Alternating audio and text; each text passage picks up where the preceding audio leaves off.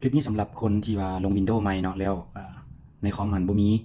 โปรแกรมหยังเลยเนาะแล้วเฮาสิหาโปรแกรมอิหยังมันก็ยากเนาะในการดาวน์โหลดเดี๋ยวเฮามีเว็บไซต์หนึ่งมานำเสนอเนาะก็คือเฮาสามารถที่จะเข้าไปเว็บไซต์นั้นแล้วก็สามารถดาวน์โหลดโปรแกรมทั้งเบิดที่ว่าจำเป็นอยู่ในคอมมาใช้ได้เลยก่อนอื่นเบิดเข้ามาที่ google.com ไปเลยเนาะ Google จากนั้นก็พิมพ์ใส่ว่านี่นายเนาะนี่นายเนี่ยขึ้นมาให้ละนี่นายเนาะปึ๊บคลิกใส่จากนั้นก็มีลิงก์ขึ้นมาเนาะมันนี่นายตัวนี้จากนั้นเฮาก็เพียงแต่กดใส่ลิงก์ตัวนี้เนาะอัปเดต โอเค จากนั้นก็มาเลือกเอาเลยนะว่าเราสิเอาอันใดสมมุติว่าเรามี Chrome แล้วบ่เนาะหรือว่าเราต้องการอันใดเติมเนาะ Brave นี่บ่ Zoom บ่เนาะเราก็คลิกเอาเนาะเราต้องการตัวใดเราก็คลิกเอาเลยอยู่ในโปรแกรมเราที่บ่มีเบิ่งหนังฟังเพลงเดมีละบ่เนาะโปรแกรมต่างๆพวกตัวที่ว่ามันลั่นอันนี้เนาะก็สามารถหาได้เนาะแล้วก็ตัวใดเนาะที่จำเป็นเนาะก็คือพวกแอนตี้ไวรัสบ่เนาะดับบล็อกเนาะผู้ใดที่ใช้ต่างๆกันโอเคเราก็เลือกใช้ได้เอาตามที่เหมาะสมหรือว่าสิเอาคือกับจานเลยก็ได้เนาะตัวนี้ที่ว่าเราใช้ประจำเนาะก็ประมาณนี้เนาะประมาณนี้แล้วก็ตัวชิปนี่เนาะสำคัญเนาะตัวชิปนี่โอเคตัวเปิด Office ได้เนาะตัวเปิด Office นี่เปิด Document นี่เนาะเปิดเบิ่ง Office ได้เนาะแล้วก็ตัวนี้แม่นเปิด PDF เนาะ PDF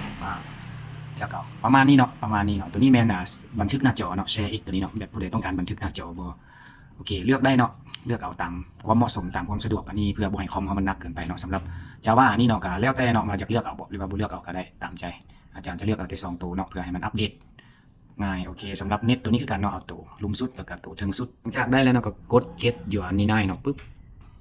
หลังจากนั้นเนาะมันจะดาวน์โหลดสำเร็จเนาะดาวน์โหลดมานี่เฮาก็เพียงได้คลิกใส่โอเครอท่าเนาะรอท่าแป๊บนึงจากนั้นก็มีแต่กด yes เนาะตอนขั้นตอนนี้แม่นรอท่าการดาวน์โหลดเนาะขึ้นนำอินเทอร์เน็ตเนาะว่าอินเทอร์เน็ตเงินผู้ใดไวซ่าส่ำใดก็แล้วแต่ตัวนี้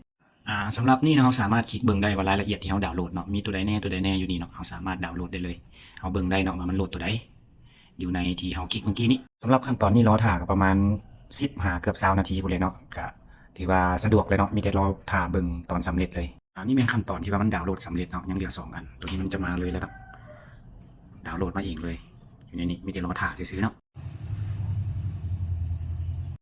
ข้อนี้ถือว่าสำเร็จเรียบร้อยแล้วเนาะมีแค่กดโค้ดออกซื่อๆเนาะมันก็ถือว่าสำเร็จเรียบร้อยเนาะสำหรับการลงโปรแกรมคอมเนาะง่ายๆเนาะเพียงแต่คลิกเดียวเท่านั้นเนาะหรือว่าเราเลือกเอาตามใจเราเลยสำหรับผู้ใดที่บ่มีความรู้ด้านไอทีอหย่างเนาะก็สามารถเฮ็ดได้เป็นเรื่องง่ายๆสำหรับคลิปนี้ถ้ามีประโยชน์ก็ฝากกดไลค์กดแชร์กดเซฟคลิปนี้เนาะขอขอบใจ